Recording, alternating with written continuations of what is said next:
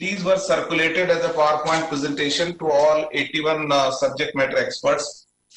Some of the challenges that came across is like universal access to affordable healthcare and lack of human resource in the health sector, limited private sector investment, and how do we promote private sector investment in health sector, how do we improve the quality of education in health sector.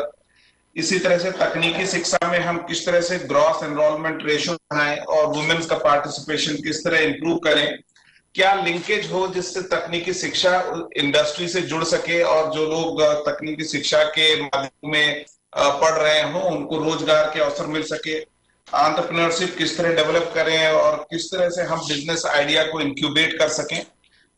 इसी तरह से higher education में access का एक बहुत बड़ा challenge है कि हर आदमी को एक्सेस किस तरह से हम दिला पाए और हायर एजुकेशन की क्वालिटी किस तरह से इंप्रूव कराएं जिससे जो बच्चे हायर एजुकेशन इंस्टीट्यूशंस में हमको रोजगार के अवसर मिल सके। स्कूल शिक्षा में टीचर्स की अवेलेबिलिटी और इंफ्रास्ट्रक्चर के इश्यूज हैं, मिडिल मैनेजमेंट के इश्यूज हैं। इन चैलेंजेस को सर हमने सभी सब्जेक्ट मैटर एक्सपर्ट्स को भेजा। कुछ लोगों के सजेशंस पहले से हमारे पास आए, कुछ सजेशन आज इस वर्कशॉप के माध्यम से हमको प्राप्त होंगे। उसके आधार पे हम अपनी स्ट्रेटजी तैयार करेंगे। अगले 3 सालों के लिए क्या हमारी स्ट्रेटजी रोड मैप होगा उसको हम तैयार करेंगे और फिर शाम को माननीय मुख्यमंत्री जी के समक्ष उसको हम प्रस्तुत करेंगे। कुल मिला के आज के वेबिनार की ये रूपरेखा है।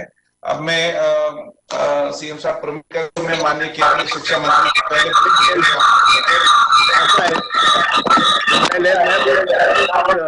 माननीय शिक्षा मंत्री हमको मार्गदर्शन करेंगे, उसके आधार पर चर्चा करेंगे। आज नीति आयोग ने कोई प्रेजेंटेशन बनाया वो बाद में आएगा ना? जी सर। तो पहले मैं करता हूं। आज देश को नई शिक्षा नीति देने वाले, जिसका लंबे समय से देश में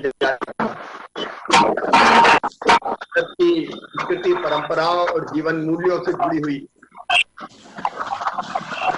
शिक्षा नीति की ऐतिहासिक सौगात देने वाले हमारे शिक्षा मंत्री के जो मानव संसाधन विभाग का नाम बदल दिया है, शिक्षा मंत्री आदरणीय श्रीमान निशंक जी, मेरे मंत्रिमंडल के सभी सहयोगीगण, नीति आयोग के जिनके सहयोग से हम ये वेबिनार आयोजित कर रहे हैं, सभी साथीगण और देश भर और दुनिया से भी जुड़े हुए हमारे सभी विषय विशेषज्ञ, उन सबका मैं आज वेबिनार की तीसरी कड़ी में हृदय से स्वागत करता हूं, अभिनंदन करता हूं। मित्रों, हम सब जानते हैं प्रधानमंत्री जी मैन ऑफ आइडियाज हैं और चुनौतियों में से भी अवसर को निकालना जानते हैं। उससे कोविड की चुनौती के बीच उन्होंने ये संकल्प लिया कि हम आत्मनिर्भर भारत का निर्माण करेंगे। आत्मनिर्भर भारत तभी बनेगा जब राज्य आत्मनिर्भर होंगे। मध्य प्रदेश ने यह बीड़ा उठाया कि हम आत्मनिर्भर मध्य प्रदेश का रोड मैप तैयार करेंगे और उस रोड मैप पर चलकर अगले 3 साल में आत्मनिर्भर मध्य प्रदेश बनाएंगे। और उसी रोड मैप को तैयार करने के लिए हम लोग चर्चारत हैं। पहले हमने भौतिक अधोसंरचना पर चर्चा की, भौतिक अधोसंरचना के बाद फिर हमने गुड गवर्नेंस, सुशासन पर चर्चा की और आज तीसरी कड़ी में शिक्षा और स्वास्थ्य, 2 महत्वपूर्ण अंग। मैं पहले से ही मानता हूं कि मध्य प्रदेश में बाकी क्षेत्रों में काफी काम हुआ है, सड़क, बिजली, पानी, कृषि, कई क्षेत्रों में मध्य प्रदेश ने नए रिकॉर्ड स्थापित किए।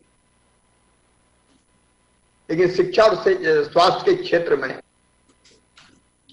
काफी काम करने की अभी जरूरत है। जहां तक शिक्षा का सवाल है, शिक्षा के उद्देश्य क्या हो? बहुत वर्षों पहले आदि गुरु शंकराचार्य जी महाराज गाता सा विद्या विमुक्त है, इस श्लोक में जो जीवन को आसान बनाए और परलोक में मुक्ति भी दिलाए, एक संपूर्ण शिक्षा की उन्होंने बात कही। स्वामी विवेकानंद जी कहते थे शिक्षा वो है जो मनुष्य को मनुष्य बना सके। अगर भारतीय विचार की दृष्टि से देखें तो शिक्षा के 3 उद्देश्य होते हैं। एक, ज्ञान देना, पीढ़ियों से संचित जो ज्ञान है, इतिहास का, भूगोल का, विज्ञान का, वो संचित ज्ञान को अगली पीढ़ी को सौंप देना,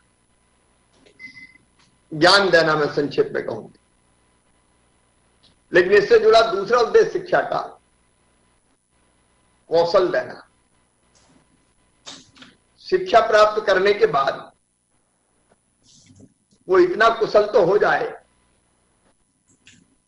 कि अपने रोजगार के लिए, रोजी रोटी के लिए उसको मारे मारे ना फिरना पड़े। उसको दूसरे शब्दों में कहें तो रोजगार उनकी शिक्षा भी हम कह सकते हैं। इतना कौशल हाथ में हो कि अपनी रोजी रोटी, रोजगार वो स्वयं प्राप्त कर सके। और शिक्षा का तीसरा एक महत्वपूर्ण उद्देश्य है नागरिकता के संस्कार देना, अच्छे नागरिक तैयार करना, देशभक्त, चरित्रवान, ईमानदार, कर्मठ, परिश्रमी, परोपकारी, जो इंसानियत के गुण होते हैं, एक अच्छा नागरिक, एक अच्छा इंसान बना। अभी जो भारत सरकार शिक्षा नीति लेके आई है माननीय प्रधानमंत्री जी के नेतृत्व में, निशंक जी ने, वो सामान्यतः इन तीनों उद्देश्यों को पूरा करने की दिशा में सोचकर बनाई गई है। प्रदेश के बारे में भी हम यही सोचें। केवल किताबी ज्ञान पर्याप्त नहीं है। किताबी ज्ञान के अलावा भावी जीवन की तैयारी है शिक्षा। प्रधानमंत्री जी ने बिल्कुल ठीक कहा, असली शिक्षा वह है जो बच्चों को व्हाट टू थिंक के बजाय हाउ टू थिंक सिखाए। हम कौशल देने की दृष्टि से अगर देखें तो हमारे गांव में एक कहावत है, कम पढ़ा हर से गया, ज्यादा पढ़ा घर से गया। तो थोड़ा बहुत अगर पढ़ गया तो मेहनत नहीं करता, काम नहीं करता, हल से गया, हल चलाने से। और ज्यादा पढ़ गया तो वो घर से गया, फिर किसी काम का नहीं रहता उच्च शिक्षा के बाद, नौकरी के अलावा और कुछ बचता नहीं। और इसलिए, और नागरिकता के संस्कारों का जहां तक सवाल है, हमको लगता है कि उस पर बहुत कम ध्यान दिया गया है। पहले नैतिक शिक्षा जब हम बचपन में पढ़ते थे तब एक पाठ हुआ करता था, किताबी होती थी। बाद में वो नैतिक शिक्षा की किताब भी, विषय भी समाप्त हो गया था। और इसलिए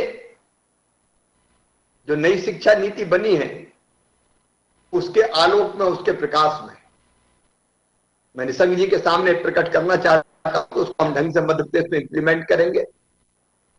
लेकिन आज हम जब विचार करें तो ये तीनों चीज, एक, हर बच्चा स्कूल जा पाए, कोई बच्चा स्कूल जाए बिना ना रहे,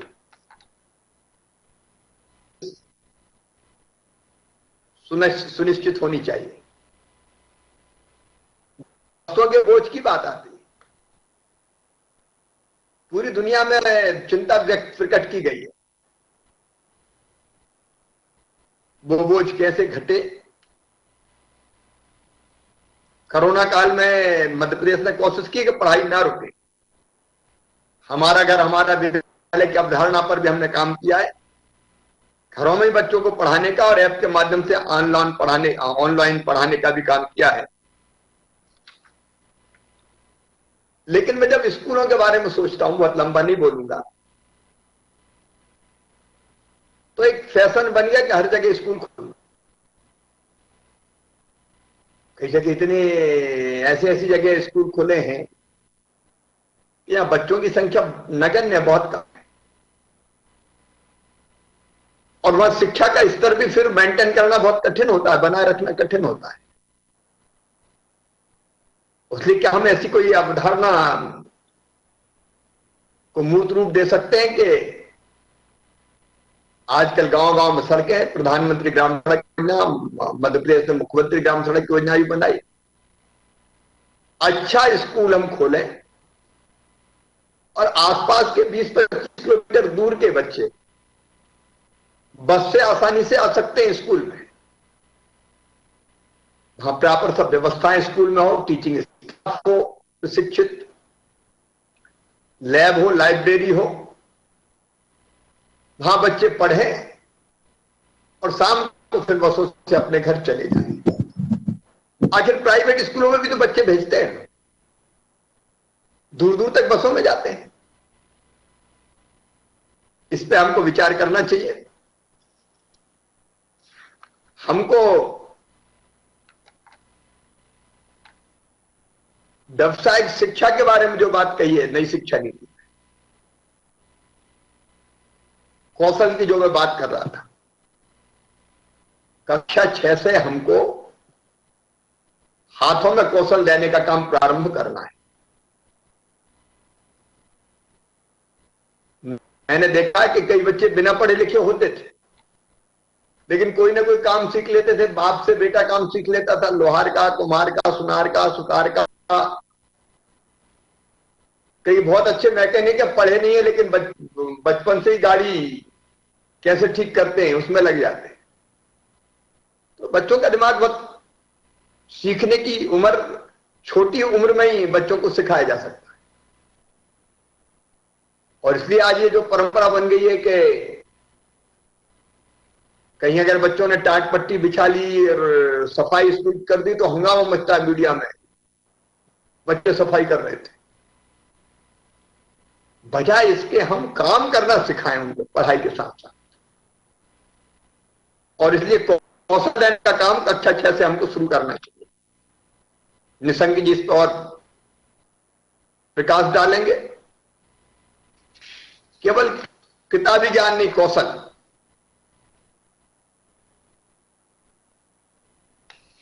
और एक दो बात और कहती शिक्षा के बारे में। नई शिक्षा नीति में हम संगीत, भाषा, दर्शन, कला, नृत्य, योग, अब योग तो स्वास्थ्य से भी संबंधित है। जी जी, न केवल शरीर स्वस्थ करता है बल्कि मन और बुद्धि को भी ठीक रखता है। इसके लिए भी हमको भविष्य में रणनीति बनानी पड़ेगी। उच्च शिक्षा का जहां तक सवाल है, मैं इस मत कहूं कि हर बच्चा उच्च शिक्षा क्यों प्राप्त करे। अब तो 10+2 की पद्धति भी बदलेगी, नई शिक्षा नीति आ गई है। स्कूली शिक्षा सब प्राप्त करें, लेकिन महाविद्यालय शिक्षा तो जो विशेषज्ञता हासिल करना चाहते हैं अलग अलग विषयों में, उनके लिए मैं इस विचार का विरोधी हूं कि हर एक को कॉलेज ही भेज दो। अगर कोई मास्टर करना चाहता है, किसी विषय में विशेषज्ञता हासिल करना चाहता है, मेडिकल की समझ में आती है, इंजीनियरिंग की शिक्षा समझ में आती है, उच्च शिक्षा में भी जिसको फिजिक्स, केमिस्ट्री में, इतिहास में, अलग अलग विषयों में, सोशल साइंसेज में विशेषज्ञता हासिल करना है तो पढ़े, और नहीं तो स्कूली शिक्षा के बाद फिर काम करें। इसलिए उच्च शिक्षा फैशन की तरह हर एक कॉलेज में मुझे नहीं लगता इसकी जरूरत है। उसके बारे में हमको सोचना चाहिए और हम अपने महाविद्यालय और यूनिवर्सिटी को विश्व स्तरीय कैसे बना? खोल तो दिए बहुत से। कई बार पॉपुलर डिमांड रहती है हमारे यहां कॉलेज खोलो, कॉलेज खुल जाते हैं, लेकिन वहां शिक्षा का स्तर क्या है? फिर शिक्षा देने वाले जो है उनको प्रॉपर ट्रेनिंग, और इसलिए कौन शिक्षा देता है ये भी महत्वपूर्ण है। और तीसरी चीज है टेक्निकल एजुकेशन, लंबा नहीं बोलना है मुझे, तकनीकी शिक्षा। अब ये कौशल देने से संबंधित है। अब टेक्निकल एजुकेशन के मामले में भी मैं जब पहले मुख्यमंत्री बना तो टपरों में आईटीआई लगती थी, एक ट्रेड, दो ट्रेड, तीन ट्रेड घिसे पिटे। हमने काफी कुछ बदलने की कोशिश की, आईटीआई के अच्छे भवन बनाए, उपकरण लेके आए, आज की आवश्यकता के हिसाब से ट्रेड हो, उसकी हमने व्यवस्था बनाई। हम ग्लोबल स्किल पार्क बना रहे हैं भोपाल। भवन बाद में बनेगा, शिक्षा हमने शुरू कर दी 600 करोड़ रुपए की लागत से, सिंगापुर के सहयोग से, जहां 10,000 विद्यार्थियों को हर साल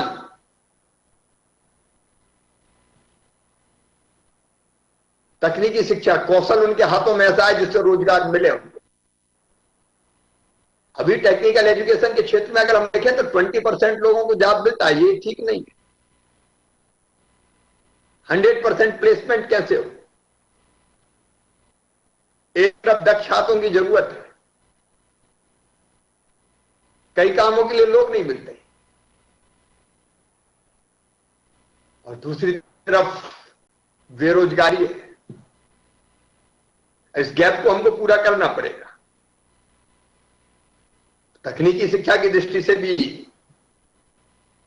इसी दिशा में हमको विचार करना चाहिए। सबसे महत्वपूर्ण मानता हूं मैं टेक्निकल एजुकेशन को रोजगार के लिए। आज दूसरा एक प्रमुख विषय और है स्वास्थ्य। पहला सुख निरोगी काया, शरीरम आद्यम खल धर्म साधनम। शरीर का स्वस्थ रहना बहुत जरूरी है। शिक्षा जीने की कला सिखाती है, तो स्वास्थ्य तो जीवन ही देता है। और स्वास्थ्य में भी भारत का सोच बहुत पहले से रहा है। बीमारी का इलाज करने के बजाय परिस्थिति ऐसी पैदा की जाए कि लोग बीमारी ना हो। इसलिए एक तरफ हमारा स्वास्थ्य विभाग है, मेडिकल एजुकेशन विभाग है, और दूसरी तरफ आयुर्वेद और आयुष भी है, योगा और प्राकृतिक चिकित्सा भी है। आयुर्वेद, योग, प्राकृतिक चिकित्सा, ये बीमार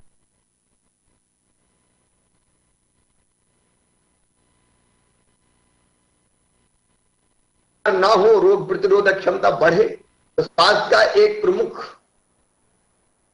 सोच होना चाहिए कि बीमार ही ना हो लोग। कोरोना काल में बीमार नहीं होना तो मास्क और डिस्टेंस, लेकिन वैसे भी इम्यूनिटी कैसे बढ़े? लेकिन जब हम हेल्थ की बात करें तो केवल एलोपैथी की बात ना,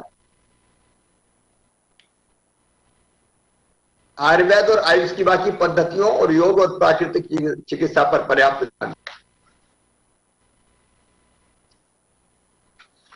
कोरोना काल ने स्वास्थ्य के बारे में और अगर हमको किया है। हमने काफी व्यवस्थाएं बनाई है, लेकिन अभी हमको सोचना है, जो मंथन करना है। हमारा कोई भी शासकीय अस्पताल बिना डॉक्टर के ना रहे, बिना सपोर्टिंग स्टाफ के ना रहे। अब हमने 13 नए मेडिकल कॉलेज खोलने का फैसला किया है, कुछ शुरू हो गए, कुछ और शुरू होंगे। भारत सरकार, प्रधानमंत्री जी के हम आभारी है, लगातार मेडिकल कॉलेज की संख्या बढ़ाते जा रहे हैं, डॉक्टरों की पूरी कमी पूरी होगी। सभी स्वास्थ्य संस्थानों में सर्व सुविधायुक्त और उच्च गुणवत्ता की इंफ्रास्ट्रक्चर की व्यवस्था, अस्पतालों में जांच और उपचार के लिए आवश्यक सभी आधुनिक चिकित्सा उपकरण मशीनों की व्यवस्था और उनके चलाने वाले भी हों, ऑपरेटर। ये तो मशीन आ गई और ऑपरेटर है ही नहीं, कई जगह ये स्थिति बनी थी। रोगों के उपचार के लिए आवश्यक दवाइयों की व्यवस्था, उपकरण, सर्जिकल नॉन सर्जिकल सामग्री मध्य प्रदेश में कैसे बने, आत्मनिर्भर मध्य प्रदेश का ये भी लक्ष्य होना चाहिए। दवाई हमारे यहां बनती है, लेकिन उपकरण भी कैसे बने, उनके उत्पादन के लिए रणनीति, आम आदमी को सरकारी अस्पताल में निःशुल्क और दुकान पर सस्ती दवाएं, जन औषधि केंद्र भारत सरकार ने प्रारंभ किए, उसकी व्यवस्था पर हमको ध्यान देना चाहिए। आयुष्मान भारत योजना ने नया सहारा दिया है। हमारे यहां भी अपनी राज्य की योजना है, लेकिन उसको कैसे कैशलेस बना के एक परफेक्ट स्कीम जिसमें कोई भी गरीब इलाज से वंचित ना रहे, उसके बारे में आप जरूर विचार करें। आयुष्मान भारत योजना हमारे लिए मार्गदर्शक का काम कर सकती है। ग्रामीण क्षेत्रों और दूरस्थ अंचलों में स्वास्थ्य सुविधाएं कैसे पहुंचे भी और जनता की पहुंच उस तक हो।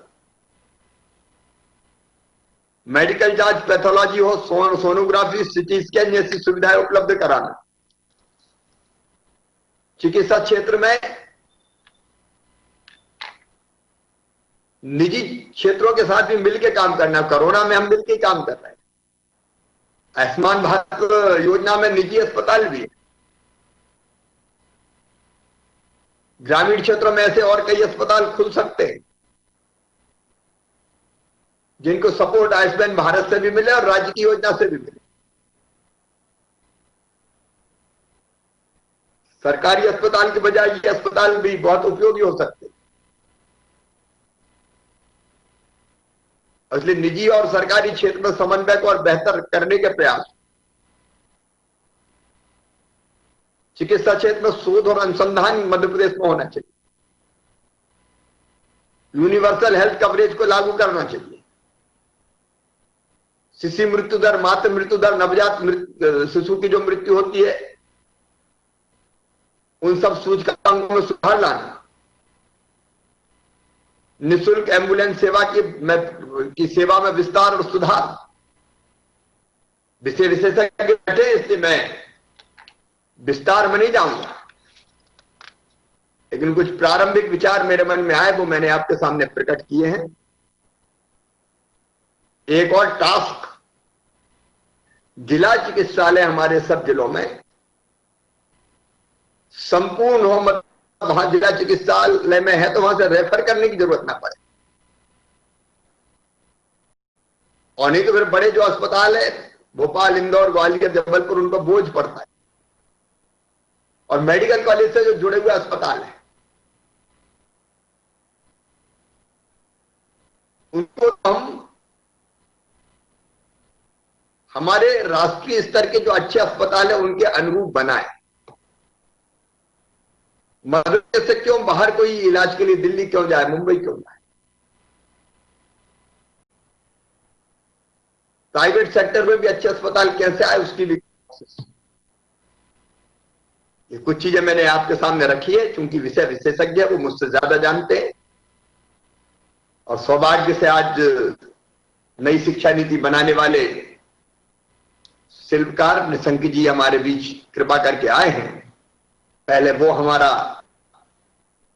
मार्गदर्शन करेंगे और फिर हम चर्चा को आरंभ करेंगे नीति आयोग के प्रेजेंटेशन के बाद। मैं स्वयं ही निशंक जी से अनुरोध करूंगा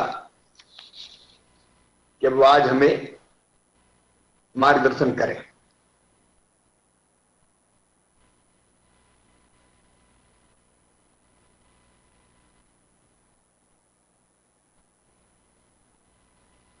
तक की प्रतिमूर्ति हैं आदरणीय शिवराज सिंह चौहान जी, मेरी आवाज शिवराज जी आ रही है? आ रही। हमारे दोनों शिक्षा मंत्रीगण और सभी आदरणीय मंत्रीगण, सभी जनप्रतिनिधिगण, सभी कुलपतिगण, सभी डिग्री कॉलेजों के प्रिंसिपलगण, नीति आयोग के सभी सदस्य, सभी विषय विशेषज्ञगण, सभी उपस्थित जो जुड़े हुए हैं हमसे, वो सभी अधिकारी वर्ग। आदरणीय मुख्यमंत्री जी, आपने बहुत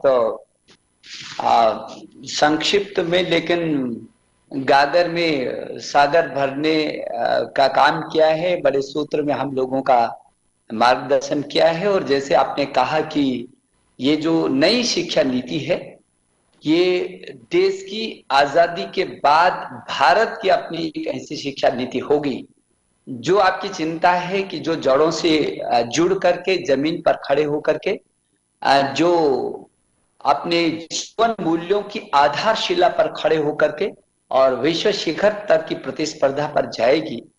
ऐसी ये जो नई शिक्षा नीति, मुझे लगता है कि पूरी दुनिया में शायद किसी नीति पर इतना बड़ा विमर्श शायद ही कभी हुआ होगा।